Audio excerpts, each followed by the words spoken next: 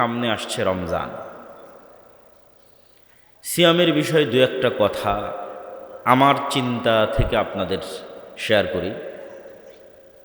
মারিয়াম আলাইহিস সালাতু ওয়াস সালাম যখন নির্জন এলাকা থেকে লোকালয়ে সন্তান নিয়ে প্রবেশ করলেন, তখন তিনি বলছেন, ইন্নী নাযারতু লির রহমানি সাওমা ফালান উকাল্লিমাল ইয়াউমা ইনসিয়া। মানুষজন জিজ্ঞেস করছে, মারিয়াম, এই ছেলে কোথায় থেকে আসলে? তোমার তো বিয়ে হয়নি। তো উনি বলছেন, ইন্নী নাযারতু লির রহমানি সাওমা, আমি আল্লাহর জন্য সিয়াম রেখেছি। ফালান উকাল্লিমাল ইয়াউমা ইনসিয়া, তাই কোনো মানুষের সাথে কথা বলবো না। ফা আশারাত ইলাইহি, মুখ বন্ধ রেখে এখন হাত দিয়ে ইশারা করতেছে বাচ্চার দিকে। একে জিজ্ঞেস করো। আমার প্রশ্নের জায়গা হয়তো বুঝতে পেরেছেন, সিয়াম থাকলে কথা বলা যাবে না কেন?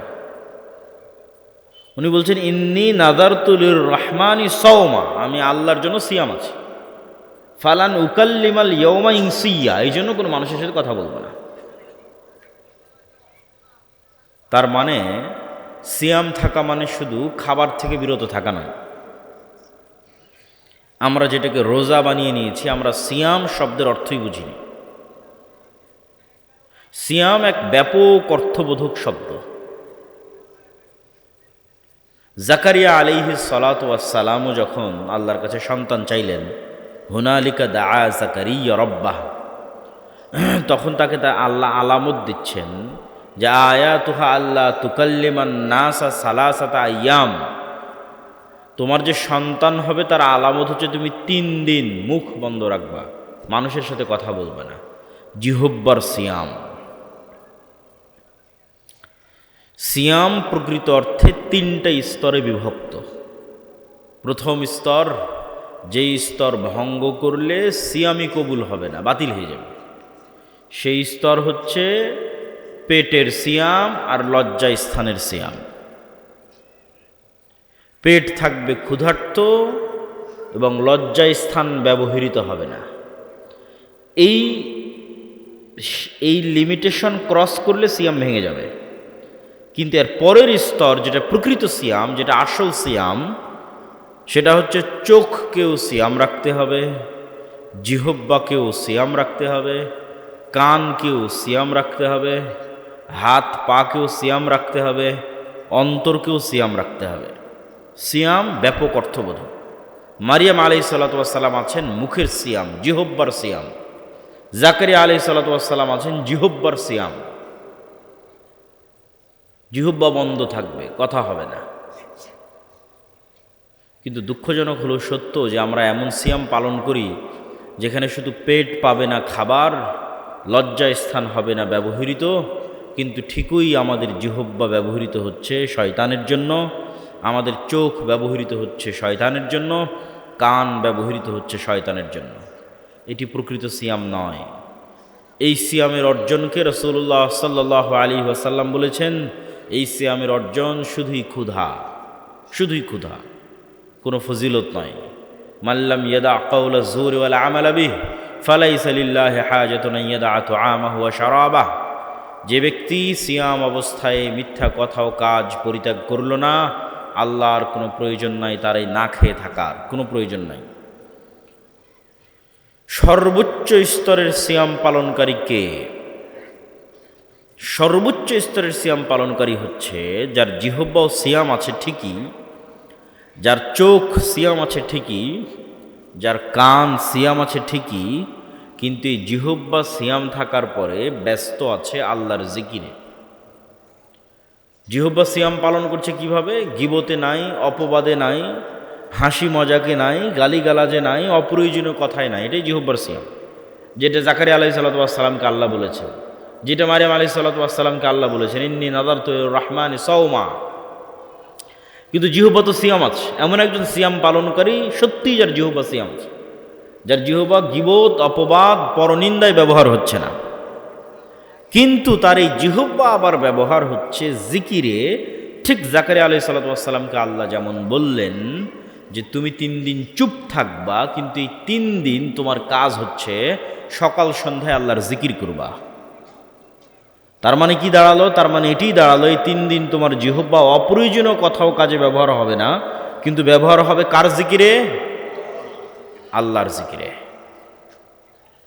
চোখ সিয়াম আছে, অশ্লীল দৃশ্য দেখা থেকে বিরত আছে, টিভি দেখা থেকে বিরত আছে, মোবাইল ফোনে অশ্লীল দৃশ্য দেখা থেকে বিরত আছে।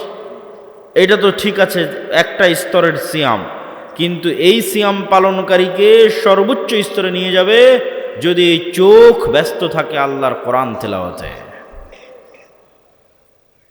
এভাবে শরীরের প্রত্যেকটি অঙ্গ প্রত্যঙ্গ যখন বিরত থাকবে গুনাহ থেকে, ব্যস্ত থাকবে আল্লাহর আনুগত্যে, তখনই তৈরি হবে সিয়ামের প্রকৃত আনন্দ। আল্লাহ সুবহানাহু তাআলা সকলেই জানেন। আমি জাস্ট কিছু নুক্তা পয়েন্ট যুক্ত করার জন্য 2-5 মিনিট এই বিষয়ে কথা বলছি। জানেন তো সবাই, আল্লাহ সুবহানাহু তাআলার নিকটে সিয়াম পালনকারীর মুখের গন্ধ পৃথিবীর সর্বশ্রেষ্ঠ যে গন্ধ তৈরি হয় হরিণের নাভি থেকে, মৃগ নাভি থেকে, তার চেয়ে শ্রেষ্ঠ গন্ধ হিসেবে বিবেচিত হয় একজন সিয়াম পালনকারীর মুখের গন্ধ। এবং আপনাকে একটা বিষয় মনে রাখতে হবে, প্রতিটা আমলের প্রতিবিম্ব, প্রতিকৃতি, পাল্টা রিয়াকশান কিয়ামতের মাঠে দেখা যাবে, ভালো মন্দ সব আমলের। যে হয়তো আল্লাহর রাস্তায় করেছে যুদ্ধ, দিয়েছে জীবন, দেখা যাবে সে কিয়ামতের মাঠে উঠছে, তখন তার শরীর থেকে ঝরছে রক্ত, বের হচ্ছে মিষ্টি গন্ধ। এইটা তার আমলের প্রতিকৃতি, প্রতিবিম্ব সে কিয়ামতের মাঠে দেখবে। কেউ যদি পড়ে থাকে সূরা বাকারা, সূরা আলে ইমরান, তাহলে বাকারা এবং আলে ইমরান কিয়ামতের মাঠে আগমন করবে ছায়া হিসেবে। কেউ যদি দেয়নি তার সম্পদের জাকাত, গরু ছাগলের জাকাত, সম্পদ হবে সাপ, গরু ছাগল হবে শিংওয়ালা। কেউ বলেছে মিথ্যা, গাদ্দারি করেছে, তার পিছনে বসানো থাকবে একটি পতাকা, যেখানে লেখা থাকবে গাদ্দার। প্রত্যেকটা আমলের একটা পাল্টা প্রতিক্রিয়া মানুষ দেখতে পাবে কিয়ামতের মাঠে। তো সিয়াম পালনকারীর মুখ থেকে সুগন্ধি বের হবে। কিন্তু প্রশ্ন হচ্ছে, ইবনুল কাইয়িম রাহিমাহুল্লাহ লিখছেন, এই সুগন্ধি তখনই বের হবে এবং সিয়াম পালনকারীর মুখের যে গন্ধ, এটি আল্লাহর নিকটে তখনই সুগন্ধি হিসেবে বিবেচিত হবে যখন এই মুখ কোনো গন্ধযুক্ত কাজে ব্যবহার হয়নি। আমি বলেছি প্রত্যেকটা কাজের পাল্টা প্রতিক্রিয়া গায়েবে তৈরি হয়, ইনস্ট্যান্ট তৈরি হয়। গায়েবের পর্দা যেদিন উন্মোচিত হয়ে যাবে সেই দিন আপনি দেখতে পাবেন, কিন্তু এখনই তৈরি হচ্ছে। আপনি মুখ দিয়ে যখন মিথ্যা বলেছেন তখন এই মুখে দুর্গন্ধ তৈরি হয়েছে। এই দুর্গন্ধ গায়েবে তৈরি হয়েছে, যা ফেরেশতা বুঝতে পারে, এই জন্য ফেরেশতা নাই, পালিয়ে গেছে। মিথ্যার দুর্গন্ধে ফেরেশতা পালিয়ে যায়। এই দুর্গন্ধের পর্দা উন্মোচিত হয়ে যাবে। আপনি মিথ্যা বলাই যে আপনার মুখে এখন দুর্গন্ধ বের হচ্ছে, এটা তো আপনি এখন দেখতে পাচ্ছেন না, এটা গায়েবে হচ্ছে, ফেরেশতা দেখে পালিয়ে গেছে। এটা যেদিন গায়েবের পর্দা উন্মোচন হয়ে যাবে, কিয়ামতের মাঠ আসবে, তখন দেখবেন দুর্গন্ধ। তাহলে আল্লাহ সুবহানাহু ওয়া তাআলার নিকটে তখনই এই মুখ সুগন্ধিযুক্ত বলে বিবেচিত হবে যখন এই মুখ দুর্গন্ধে ব্যবহার হয়নি। গীবত দুর্গন্ধ, মিথ্যা দুর্গন্ধ, গালিগালাজ দুর্গন্ধ, নিকৃষ্ট পায়খানা পেশাবের চেয়ে দুর্গন্ধ, এগুলো দুর্গন্ধ ফেরেশতারা সহ্য করতে পারে না। আছে সিয়াম, ওইটা লজ্জাস্থান আর পেটের সিয়াম পর্যন্ত সীমাবদ্ধ, ওই সিয়ামের কোনো কাজ নাই। ওই সিয়াম পালনকারীর মুখে কোনো সুগন্ধি তৈরি হবে না। যে সিয়াম পালনকারী নাম কাওয়াস্তে খাবার থেকে বিরত আছে, কিন্তু লিপ্ত আছে সকল দুর্গন্ধযুক্ত কাজে। তাই বুঝার চেষ্টা করুন সিয়াম প্রকৃত অর্থে কি, সিয়াম মানে কি, আমরা সিয়ামকে বুঝি কি। সর্বশেষে সিয়াম বিষয়ে আপনাদের উদ্দেশ্যে এটি বলতে চাই যে সিয়াম গুনাহ মাপের একটি রাস্তা, কাফফারা। আল্লাহ সুবহানাহু তাআলা মানুষের গুনাহ মাফ হওয়ার যত সিস্টেম দিয়েছেন, তা শুরু হয় টাকা দিয়ে, শেষ হয় সিয়াম দিয়ে। যে কোনো আপনি আমল উঠিয়ে দেখেন যেখানে গুনাহ হয়েছে আর দুনিয়াতে কাফফারার ব্যবস্থা করা আছে। মিলিয়ে নিতে পারেন আমার আজকের বক্তব্য শেষ করে। কসম ভঙ্গের কাফারা, জেহারের কাফারা, তারপরে হচ্ছে হজ বা উমরাইয়ে কোনো ভুল হলো সেটার কাফারা, যত রকমের কাফারা আছে। দিনের বেলা স্ত্রীর সাথে সাংসারিক জীবনে গেছে তার কাফারা। এই যে গুনাহ, এই গুনাহ মাফের রাস্তা শুরু হয় টাকা দিয়ে। হজ উমরাইয়ে কোনো ভুল ত্রুটি হয়েছে, কোনো কিছু ছুটে গেছে, দম দাও, খাসি দুম্বা কুরবানি করো, টাকা লাগবে। টাকা নাই, সিয়াম পালন করো। প্রত্যেকটা জায়গায় টাকা নাই, সিয়াম পালন করো। দিনের বেলা স্ত্রীর কাছে গেছে রমাজান মাসে, কবিরা গুনাহ, গোলাম আজাদ করো। গোলাম আজাদ করতে টাকা লাগবে। ওই পরিমাণ টাকা নাই, 60 জন মিসকিনকে খাওয়াও, মিসকিনকে খাওয়াতে টাকা লাগবে। এই পরিমাণও টাকা নাই, তো সিয়াম পালন করো। যে কোনো কাফফারায় যাবেন, প্রত্যেকটা কাফফারা শুরু হবে টাকা দিয়ে, শেষ হবে কি দিয়ে? একটু জোরে বলেন তো, শেষ হবে কি দিয়ে? সিয়াম দিয়ে। তাহলে আল্লাহর নিজামে, আল্লাহর সিস্টেমে সিয়াম গুনাহ মাপের একটা ওয়ে, একটা পদ্ধতি, একটা মাধ্যম। এই জন্য সিয়ামের এত গুরুত্ব, এই জন্য সিয়ামের এত ফজিলত। যে কোনো গুনাহ মাফ হয়ে যেতে পারে সিয়াম দিয়ে।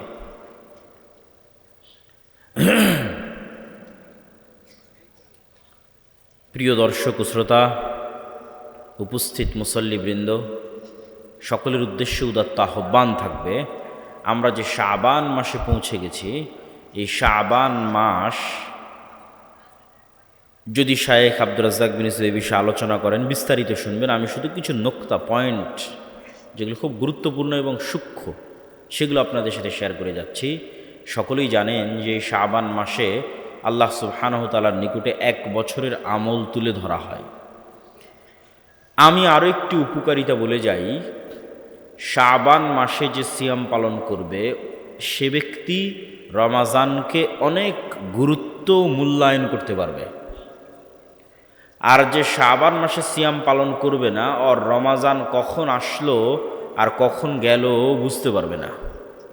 মূল্যায়ন এবং গুরুত্ব দেওয়া তো বহু দূরের কথা। আপনাকে আরও প্র্যাকটিক্যাল উদাহরণ দেই।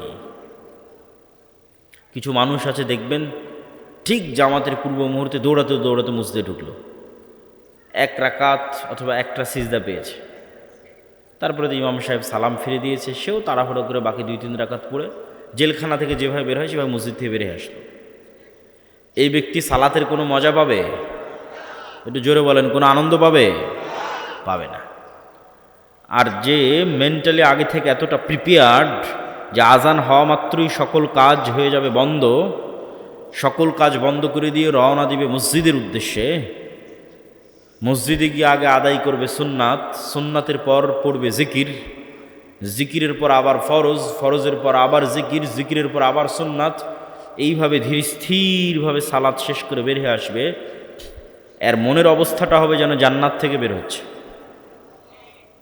ওটাই জান্নাত। যার দুনিয়ার জান্নাতে যাওয়ার সুযোগ হয়নি, সে পরকালের জান্নাতে কিভাবে যাবে? পরকালের জান্নাতে যেতে হলে আগে দুনিয়ার জান্নাতে ঢুকতে হবে। তো দুনিয়াতে তো জান্নাত মসজিদ, জান্নাতের বাগান, সেখানে যে আনন্দের সাথে যাবে, আনন্দের সাথে বসে থাকবো, আনন্দের সাথে জান্নাতেও ঢুকবে। আমি বুঝাচ্ছি আপনাকে, আপনি শাবান মাসের সিয়াম যদি না পালন করেন, তাহলে এই দুনিয়ার কাজের ব্যস্ততায় হঠাৎ রমাজান চলে আসবে, হঠাৎ কাল রমাজান, তারপরে চোখের পলকে রমাজান বিদায় নিবে। না আদায় করতে পারলেন লাইলাতুল কদর, না আদায় করতে পারলেন ইতিকাফ, না পড়তে পারলেন ঠিকমতো তারাবিহ। আর যে রমাজান আসতেছে তার 1 মাস পূর্ব থেকে প্রস্তুত। শাবান মাসে সিয়াম শুরু করার মাধ্যমে সে তার মেন্টাল সাইকোলজি, তার ব্রেনকে সিগন্যাল দেওয়া শুরু করেছে, আসতেছে রমাজান, আসতেছে রমাজান, রাখতে হবে সিয়াম। মেন্টালি প্রিপারেশন নিচ্ছে সে, তার মানসিকতা তৈরি হচ্ছে শাবান মাসের সিয়াম পালনের মাধ্যমে। তার কাছে রমাজান খুব চমৎকারভাবে রিসিভড হবে, মানে সে খুব চমৎকারভাবে রমাজানকে অভিবাদন জানাতে পারবে এবং হৃদয় দিয়ে, মন দিয়ে, ধীর স্থিরভাবে সে রমাজানকে মূল্যায়ন করতে পারবে এবং রমাজানকে বিদায় দিতে পারবে। এই জন্য রমাজানের আগমনে 1 মাস পূর্ব থেকেই শুরু করতে হবে সিয়াম, আর সেই সিয়াম শাবানের সিয়াম। রাসূলুল্লাহ সাল্লাল্লাহু আলাইহি ওয়াসাল্লাম কোনো মাস 30 দিন পূর্ণ সিয়াম রাখেননি রমাজান ছাড়া। তবে রমাজানের পরে সবচেয়ে বেশি সিয়াম রেখেছেন শাবান মাসে। আল্লাহ সুবহানাহু ওয়া তাআলা আমাদের সকলকে নফল সিয়াম পালন করার তৌফিক দান করুক বলে আল্লাহুম্মা আমিন। এবং রমাজান আসার পূর্বেই শাবান থেকেই রমাজানের প্রস্তুতি নেওয়ার তৌফিক দান করুক আল্লাহুম্মা আমিন।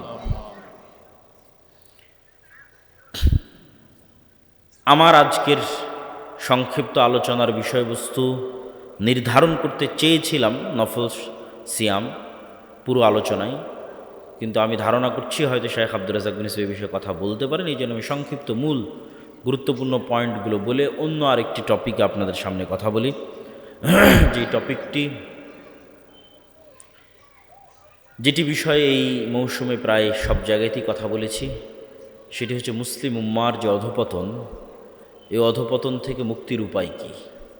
সামনে নির্বাচন আসতেছে, ইলেকশন আসতেছে, অনেকেই যেখানে যাবেন সেখানে মানুষ প্রশ্ন করে যে আহলে হাদিস বা সালাফি বা মুসলিম উম্মাহ, মুসলিম জাতি, তাদের করণীয় কী।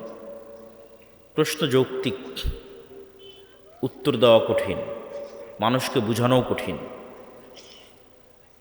কিন্তু বোঝানো উচিত, বোঝানোর চেষ্টা করা উচিত।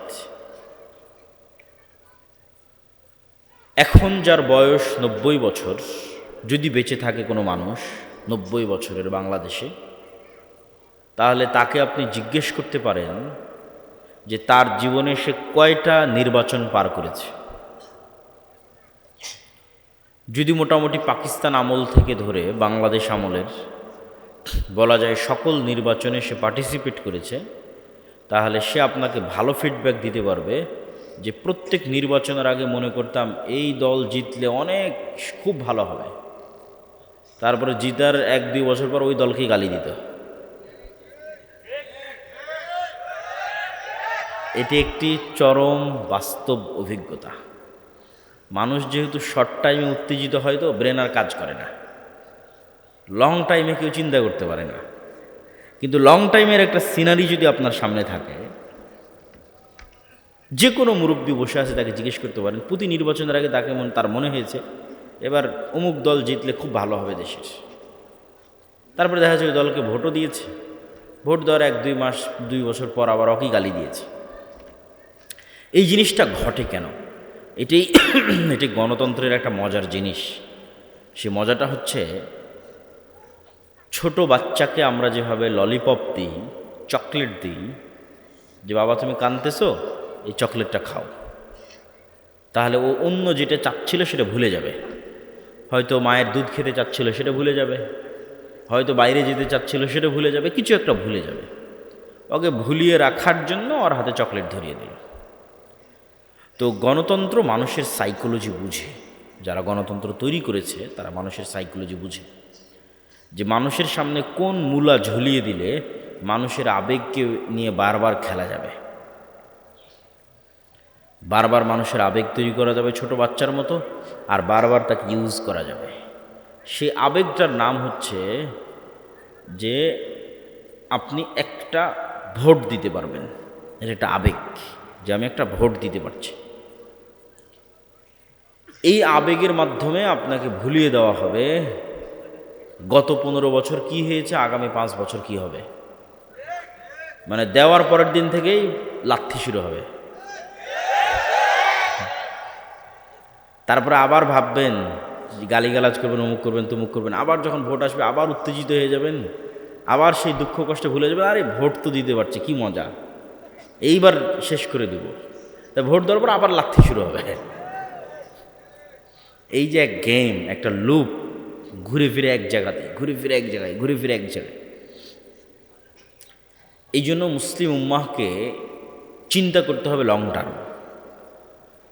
যারা এগুলোতে অংশগ্রহণ করছে তাদের সাথে সরাসরি শত্রুতা, এটা আমি পছন্দ করি না। আমি পছন্দ করি যে আমরাও তো চাই রাষ্ট্রে ইসলাম প্রতিষ্ঠা হোক। তাহলে উদ্দেশ্য, টার্গেট এক, বুঝার ভুল থাকতে পারে, বুঝার ভুল কম্প্রোমাইজেবল, দাওয়াত দিতে হবে, বুঝাতে থাকতে হবে। তো আমাদের উপরও কেউ কথা এটা চাপিয়ে দিতে পারবে না যে আমরা চাই না যে রাষ্ট্রে ইসলাম প্রতিষ্ঠা করতে হবে। আমরাও চাই রাষ্ট্রে ইসলাম প্রতিষ্ঠা হোক, কিন্তু আমরাও আসলে যথোপযুক্ত উপায়ে সেই লক্ষ্যে কাজ করতে পারছি না। সেই কাজ কি? আপনি নিশ্চিত থাকেন 16 কোটি মানুষের ভোটের যা ক্ষমতা, এক প্রথম আলো আর ব্র্যাকের ক্ষমতা তার চেয়ে কয়েকশো গুণ বেশি। 16 কোটি মানুষের ভোট ব্র্যাক আর প্রথম আলোর কাছে পঙ্গপাল, তুচ্ছের মতো। পঙ্গপাল রাস্তায় বের হয়েছে, কীট পতঙ্গ যাদেরকে পা দিয়ে পিষে দেওয়া যাবে। এই কীট পতঙ্গ হচ্ছে 16 কোটি মানুষ। আরও একটু দুর্বল ভাষা প্রয়োগ করা উচিত, কিন্তু জনসমাজে সেটা প্রয়োগ করা যায় না। তো এই 16 কোটি মানুষ তো 5ই আগস্ট 36শে জুলাইও বের হয়েছে। কোনো দাম আছে? কোনো দাম নাই। আপনার ভোটের চারানা দাম নাই, চুল পরিমাণ দাম নাই। দাম ওটাই ঘটবে যেটা প্রথম আলো চাইবে, ওটাই ঘটবে যেটা ব্র্যাক চাইবে। তাহলে কাজ কি? মুসলমান যে লাফ দিয়ে উঠেই বলে জীবন দিয়ে দিব, এটাই ভুল। যে ভাই ঘোষণা দেন জীবন দিয়ে দেব। উসমান হাদিও তার বহু বক্তব্য বলেছিল যে জীবন দেওয়া লাগবে না, তোমরা জ্ঞান অর্জন করে একটা কাজ করো, কাজের কাজ করো। প্রথম আলোর মতো একটা প্রতিষ্ঠান তৈরি করতে জ্ঞান লাগবে, জীবন দেওয়া লাগবে না। সেই জ্ঞানই আর কেউ অর্জন করতে চায় না, সেই শিক্ষায় আর কেউ গ্রহণ করতে চায় না। মানে দীর্ঘমেয়াদে কেউ প্ল্যানই করতে চায় না। সবারই এখনই দরকার, ইনস্ট্যান্ট দরকার, ইমিডিয়েট দরকার।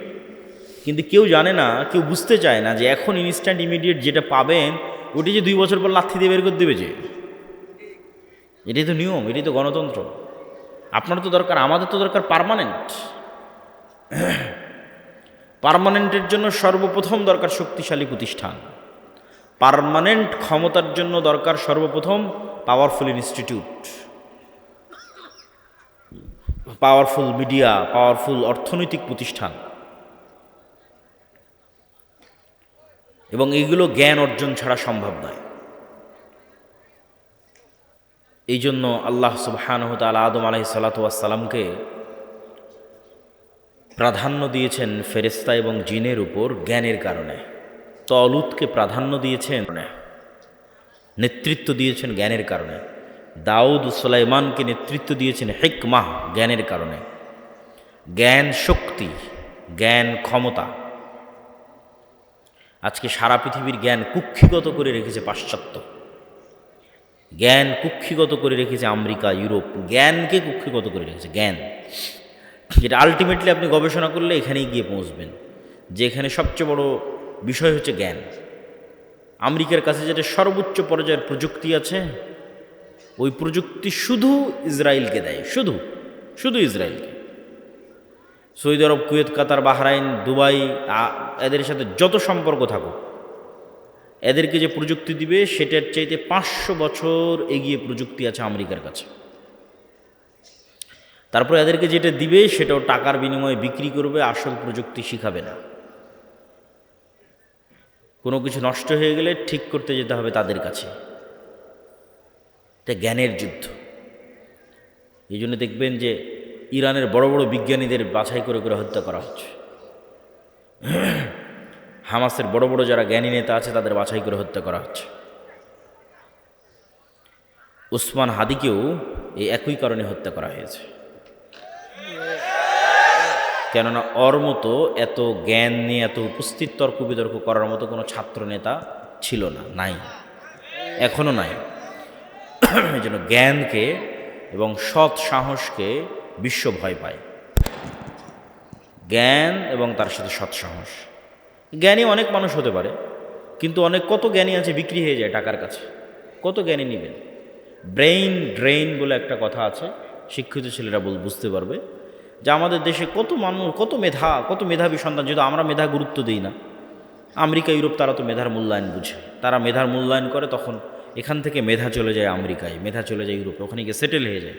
এটাকে বলে ব্রেইন ড্রেইন, মানে মেধা পাচার, টাকা পাচারের মতো মেধা পাচার হয়ে যায়। তাহলে মেধা আছে, কত মেধাবী ছাত্র শিক্ষক নেবেন, কিন্তু বিক্রি, টাকার কাছে বিক্রি। কিন্তু মেধার পরেও থাকবে সৎসাহস, এটি ব্যতিক্রম। সৎসাহস নিয়ে টাকার কাছে বিক্রি না হয়ে সেই মেধাকে কাজে লাগিয়ে দেশ ও জাতির জন্য কিছু করবে, এটা খুবই ব্যতিক্রম। এটা তেমন একটা ঘটে না। এই জন্য আমার সব বক্তব্যে বলেছি যে সর্বপ্রথম লাগবে জ্ঞান এবং শিক্ষা, তারপরে লাগবে সৎ সাহস, সততা, আমানতদারিতা, ন্যায়পরায়ণতা। সব বক্তব্যে বলা আছে যে আজকের মুসলমানদের সবচেয়ে বড় সংকট হচ্ছে মুসলমানেরা যেহেতু দীর্ঘদিন ব্রিটিশদের গোলাম ছিল, সেহেতু তারা বানু ইসরাইল হয়ে গেছে। বানু ইসরাইল হয়ে যাওয়ার কারণে তারা মিথ্যা, দুর্নীতি, ধোঁকা এগুলোর সাথে যুক্ত হয়ে গেছে। ফলত তাদের মধ্যে নেতৃত্বের ক্রাইটেরিয়া নাই, নেতৃত্বের গুণ নাই। মুহাম্মদ সাল্লাল্লাহু আলাইহি ওয়াসাল্লাম যেই মানদণ্ডে ছিলেন তার ধারে কাছে আমরা নাই। মুহাম্মদ সাল্লাল্লাহু আলাইহি ওয়াসাল্লামের সাহাবীরা যেই মানদণ্ডে ছিলেন তার ধারে কাছে আমরা নাই। আপনি মুহাম্মদ সাল্লাল্লাহু আলাইহি ওয়াসাল্লামের পুরো জীবনী খুঁজে একদিন দেখাতে পারবে না যেই একদিন মুহাম্মদ সাল্লাল্লাহু আলাইহি ওয়াসাল্লাম আবু লাহাবকে, আবু জাহালকে, আবু সুফিয়ানকে মুখের ভাষা খারাপ করে ব্যক্তিগত আক্রমণ করেছে, কটূক্তি করেছে।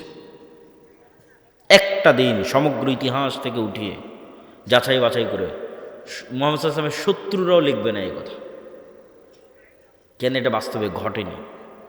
এটা যদি বাস্তবে ঘটতো, যেমনটা আমরা করি, আমরা আলেম ওলামারা করি, যে যার সাথে হয়তো আমি পারতেছি না, তা তখন ব্যক্তিগত আক্রমণ করলাম, আরে ওই তো খাটো, ওই তো বাঠু, ওই তো কানা, এগুলো ব্যক্তিগত আক্রমণ।